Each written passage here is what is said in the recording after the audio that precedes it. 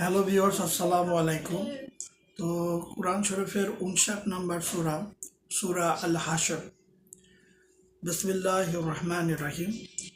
হুয়াল্লাহুল্লাযী লা ইলাহা ইল্লা হুয়া আলিমুল গায়বি ওয়াশ শাহাদাতি হুয়ার রহমানুর রহিম।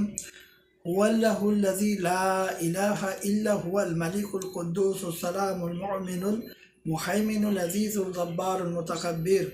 সুবহানাল্লাহি আম্মা ইউশরিকুন। ওয়াল্লাহুল খালিকুল বারিউল মুসাব্বিরু লাহুল আসমাউল হুসনা ইউসাব্বিহু লাহু মা ফিস সামাওয়াতি ওয়াল আরদ ওয়া হুয়াল আজিজুল হাকীম। আমিন।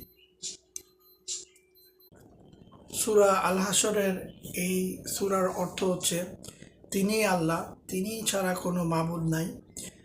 তিনি রূপদাতা, তিনি সৃষ্টির উদ্ভাবক, তিনি সর্বজ্ঞানের অধিকারী, তিনি দৃশ্যমান এবং অদৃশ্যমান জ্ঞানের মালিক। আসমান এবং জমিনে, পৃথিবীতে যা কিছু আছে সব তারই জিকির করে এবং তিনি ছাড়া কোনো ইলা নাই। তিনি পরম করুণাময় এবং পরম দয়ালু। তিনি তার সাথে, আল্লাহর সাথে যারা ওই সমস্ত বস্তুকে শরীক করে তা থেকে উনি অনেক পবিত্র।